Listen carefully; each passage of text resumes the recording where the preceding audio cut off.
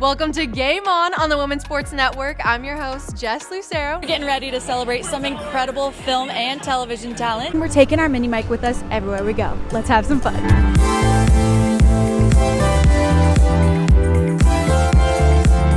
Side note, I know you're a big Cher fan. I am a big Cher fan, yes. Do you think your character, Paul Hunnam, would have been a fan of Cher Yes. back in the 70s? Yes. When your childhood self imprints on a person like that, imprints. Twilight, right? Yeah, werewolf imprinted on Dick. Going back through the Rolodex, which film of yours Yes. did you have to train for in the way that these boys had to train for this film, physically or mentally? Either or. I'm going to tell you. Ocean's 11. There were 5 members. Who would you add if you could choose one more iconic woman to add? A dolly. If you were to do a werewolf howl right now, do you think anyone would respond? Yes. Do you want to do it? Do a werewolf howl? Yeah. Alexander Payne sent you a couple boxes of cigarettes and that you weren't... Triggered. And I you got heard the you were- brand too. Yeah, Lucky Strike, is this correct? I was hoping you could teach me how to properly... Oh God.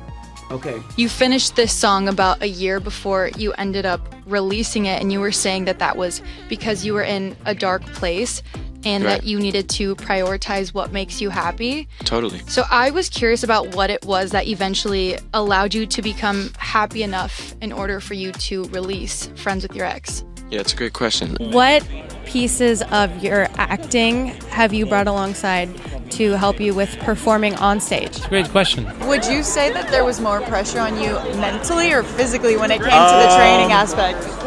That's a cool question. You said that you had been working on music with a groan sound, and then you posted a TikTok with the caption saying, "Time for a new era."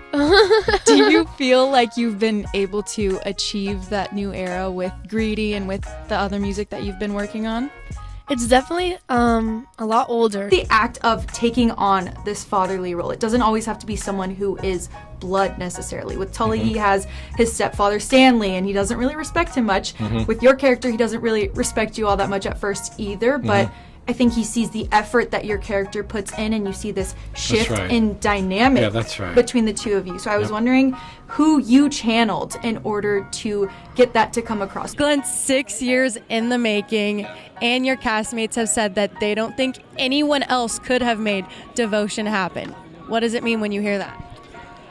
I'm a scrappy dude. Renee, to start with you, you were first cast as Regina George on Broadway at just 19 years old.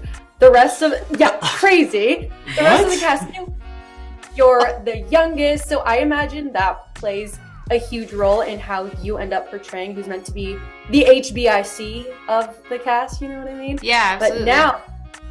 But now with the on-screen Regina, you're one of the only cast members who has this familiarity and knowledge of your character. So I was curious as to how that affected your overall approach and confidence to playing this version of Regina. I mean, I think it definitely takes some of the pressure off. Typically, they say ignorance is bliss, but when it comes to covering these historical figures that you're able to cover in Devotion, how important is it to do your due diligence? Oh, that's paramount. And you even kept this in your mouth the entire time. Like a pro. You are a CEO. You just held it down. Thank you so much. No more, though. I gotta go. This is enough. Thank you.